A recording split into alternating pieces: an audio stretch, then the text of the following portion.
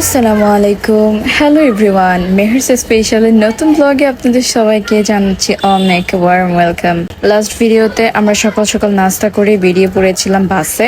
তার কারণ হচ্ছে আমরা এখন রওনা করেছি পোখরার উদ্দেশ্যে। আমরা কাঠমান্ডু থেকে এখন ডিরেক্ট চলে যাব পোখরা। তবে বাসে কাঠমান্ডু থেকে পোখরা যেতে মিনিমাম 7 থেকে 8 ঘন্টার মতো সময় লেগে যায়। আর এই পুরোটা জার্নি কিভাবে এনজয় করলাম, কিভাবে কাটালাম, তার সাথে কি কি উপভোগ করেছি এবং সম্পূর্ণ প্রাকৃতিক দৃশ্যগুলো আজকের ভিডিওতে তুলে ধরার চেষ্টা করব আপনাদের সঙ্গে। নেপালের পোখরা সমুদ্রপৃষ্ঠ থেকে গড়ে প্রায় 822 মিটার উচ্চতায় অবস্থিত। বৈচিত্র্যময় ভূখণ্ড সহ একটি উপত্যকায় অবস্থিত হওয়ায় বৃহত্তর মহানগর এলাকার মধ্যে এর উচ্চতা 600 মিটার থেকে প্রায় 1200 মিটার পর্যন্ত বিস্তৃত। আর বর্তমানে আমরা আছি কাঠমান্ডুতে। আর বর্তমানে যে হিমালয় পর্বতগুলো দেখতে পাচ্ছেন, এই সমস্তটাই হচ্ছে কাঠমান্ডু এলাকা। কাঠমান্ডু হলো হিমালয় কন্যা, নেপালের রাজধানী ও বৃহত্তর মহানগর। সমুদ্রপৃষ্ঠ থেকে প্রায় 1360 মিটার উচ্চতায় অবস্থিত এই ঐতিহাসিক শহরটি নেপালের রাজনৈতিক, অর্থনৈতিক ও সাংস্কৃতিক কেন্দ্রবিন্দু। প্রাচীন ঐতিহ্য, দৃষ্টিনন্দন মন্দির এবং হিমালয়ের অপরূপ প্রাকৃতিক সৌন্দর্যের কারণে সারা বিশ্বের পর্যটকদের কাছে এটি অত্যন্ত জনপ্রিয় একটি গন্তব্য। বাসে জার্নি করতে করতে নেপালের সৌন্দর্যকে এত কাছ থেকে উপভোগ করতে পারছি, এই আনন্দটা আসলেই বোঝানোর মতো না। বর্তমানে আমরা সমুদ্রপৃষ্ঠ থেকে প্রায় 1300 মিটার বা 4500 ফুট উপরে আছি। ভাবা যাচ্ছে কতটা উপরে আছি। আর এই রাস্তাগুলো পাহাড় কেটে তৈরি করা হয়েছে। আর নিচে তাকালেই দেখা যায় পুরোটা খাদ এবং পাহাড়ের বিভিন্ন স্থানে ছোট ছোট বাড়িঘরগুলো দূর থেকে দেখতে পাওয়া যায়।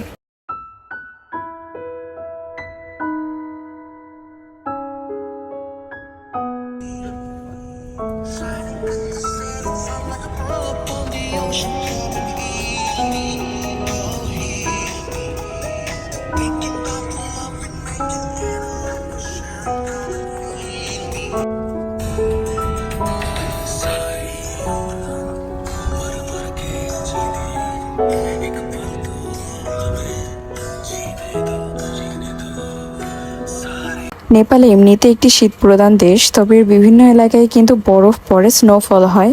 আর এখানে দেখতে পাচ্ছেন পুরোটা জায়গা কুয়াশাতে একদম আচ্ছন্ন হয়ে আছে। আর দেখতেও কিন্তু ভীষণ ভালো লাগছে।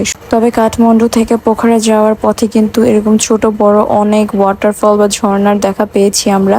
আর এটা যেহেতু ডিসেম্বরে ছিল, শীতকালের মধ্যে, তাই তখন নেপালের তাপমাত্রা অনেক নিচে ছিল, কেবলমাত্র 13 ডিগ্রি সেলসিয়াস। আর এটা কিন্তু আমাদের মতো বাঙালিদের জন্য অনেক বেশি ঠান্ডার ব্যাপার। অনেকটা লম্বা পথ পাড়ি দেওয়ার পর যখন আমাদের বাস জ্যামের মধ্যে থেমেছিল, তখন আমরা বাস থেকে নামার পরে এত সুন্দর একটা হ্রদের দেখা পাই।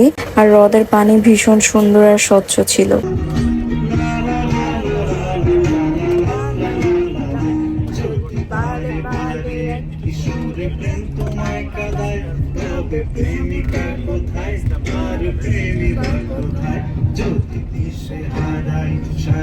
প্রেমী ডেকে যায়, তবে ইশারা কোথায় আর আশারা কোথায়?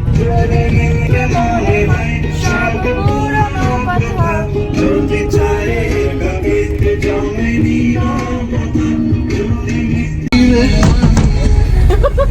আপনি আপনি আসিলে ভাইয়ার চেহারা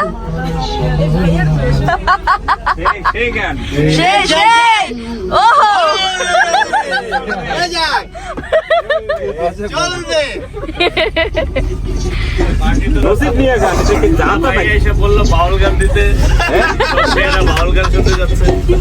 বাউল গান হিন্দি হবে ভাইয়া, আমি বলি।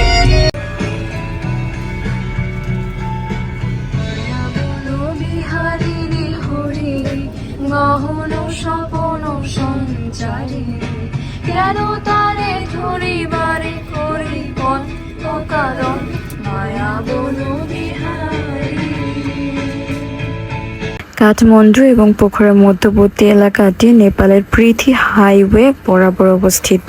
আর এই অংশটি হিমালয়ের মনোরম দৃশ্য, নদী, উপত্যকা এবং ঐতিহ্যবাহী পাহাড়ি জনপদে ভরপুর। সড়ক পথে যাতায়াতের সময় সাধারণত 8 থেকে 10 ঘন্টা সময় লেগে থাকে এবং ভ্রমণের সুবিধার্থে এই পথের প্রধান আকর্ষণগুলোতে যাত্রা বিরতি করা যায়। আর এই পথের প্রধান আকর্ষণগুলোর মধ্যে হচ্ছে বান্দিপুর, গোর্থা, মনোকান্দা মন্দির, চিতওয়ান ন্যাশনাল পার্ক, ত্রিশূলী নদী, মুগলিং ইত্যাদি। আমরা যে সময় ট্রাভেল করেছিলাম সেই সময়টাতে রাস্তা বড় করার কাজ চলছিল বলে আমাদের অনেকটাই ঝামেলা পোহাতে হয়েছে। এই ভিডিওতে সেসব কিছু স্কিপ করলেও আমি বলছি, যেখানে আমাদের 8 ঘন্টায় পৌঁছানোর কথা ছিল, আমাদের পৌঁছাতে 16 ঘন্টা লেগে গিয়েছিল। কেবলমাত্র জ্যাম না, জ্যাম ছাড়িয়ে অনেকটা দূর আসার পর গাড়ির কিছু যান্ত্রিক ত্রুটির কারণে আমাদের হোটেলে পৌঁছাতে প্রায় 8 ঘন্টার বদলে 16 ঘন্টা সময় লেগেছিল। আর এখন আমরা চলে এসেছি হিল সাইড একটা রেস্টুরেন্টে দুপুরে খাবার খাওয়ার জন্য। এই জায়গাটা ভীষণ সুন্দর ছিল, পাহাড়ি এলাকার মাঝখানে ভীষণ সুন্দর একটি রেস্টুরেন্ট। তবে নেপালের মধ্যে আপনি হালাল খাবার অনেক পাবেন, কেননা এখানে বিভিন্ন ধরনের ইন্ডিয়ান রেসিপি, বিভিন্ন ইন্ডিয়ান ফুড আপনি চুজ করতে পারবেন। যেমন আমরা দুপুরে লাঞ্চের জন্য নিয়েছিলাম খাসির বিরিয়ানি বা মাটন বিরিয়ানি। আব্বু কই? আব্বু ওই যে ছবি তোলে। আমার টিকটক আইডি হচ্ছে মিস বেল্লা প্রেজিওসা। পুরো জানলা জুড়ে কুয়াশা পড়ে গেছে, কেননা সন্ধ্যা বাড়ার সাথে সাথে শীতও বাড়তে থাকে আর তাপমাত্রা নিচে নামতে থাকে। তবে সন্ধ্যার অন্ধকার নামার আগে অব্দি এত সুন্দর ভিউ গুলো দেখতে পাচ্ছিলাম, কেননা একটু পরে রাত নামলে এই একই দৃশ্য কিন্তু পাল্টে যায়। আমি বুঝাচ্ছি কেন বললাম এটা। তার কারণ হচ্ছে দিনের আলোতে যে রোদ এবং পাহাড়কে এত সুন্দর মনোরম দেখতে লাগে, ঠিক দিনের আলোর পরিবর্তে রাতের অন্ধকারে কিন্তু এই একই দৃশ্য আপনার জন্য ভয়ানক দেখতে লাগবে কিংবা ভুতুড়ে লাগবে। যাই হোক, অলরেডি কিন্তু অন্ধকার নেমে এসছে। উদ্ঘাটন হয়েছে, বুঝতে আবার আন্টি আরেকবার কোশ্চেন করেন প্লিজ। আমার বারবার বলে যে আলিফ তোর মতো মানে তোর সাথে মিলবে না, আমি খুঁজে পাই। আন্টি আবার কোশ্চেনটা করেন। Ready to mingle.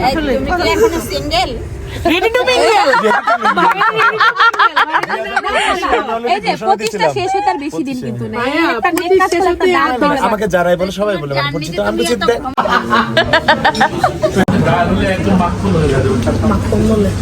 আর এখন আমরা যে রেস্টুরেন্টে রাতের খাওয়া দাওয়া করছি, এটা হচ্ছে আমাদের যে ট্যুর হোস্ট ছিল আরিয়ান ভাইয়া, সে নিজে এই রেস্টুরেন্টের ওনার। আর উনি একজন বাঙালি অবভিয়াসলি, অর্থাৎ আমরা একটা বাঙালি রেস্টুরেন্টে এখন হচ্ছে রাতের খাওয়া দাওয়া করছি। আর অবশ্যই আপনারা আমাদের সামনে দেখতেই পাচ্ছেন সমস্ত বাঙালি খাবার দাবার।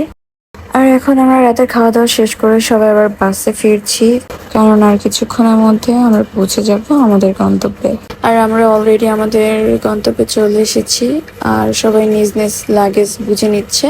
আর আমরা এখন যে হোটেলে উঠেছি সেটি হচ্ছে দ্য গ্রু গ্র্যান্ড।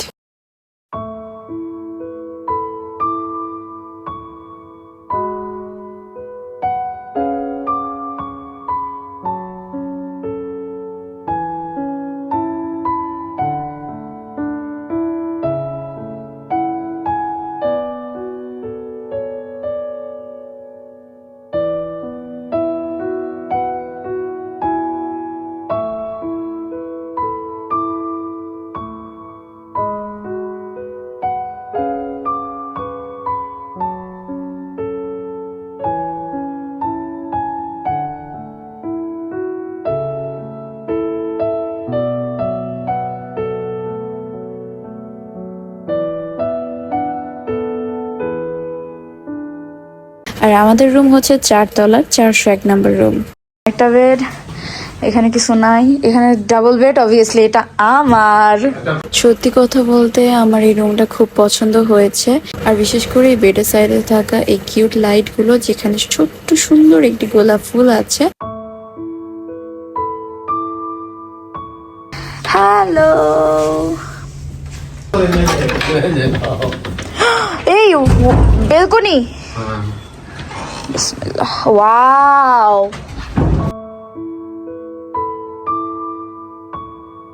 আর আমার বেডের পাশে আছে উইন্ডো, তার সাথে আছে ব্যালকনি। আমরা চলে ব্যালকনি থেকে টপকায় অন্য ব্যালকনিতে যাইতে পারবো। ব্যালকনি থেকে দেখুন কত সুন্দর একটা ভিউ। অবভিয়াসলি এই ভিউটা সকালবেলা কেমন দেখতে লাগবে সেটা আমি দেখাবো পরবর্তী ভিডিওতে। আজকের জন্য এই পর্যন্তই। ভালো থাকবেন। আল্লাহ হাফেজ। আসসালামু আলাইকুম।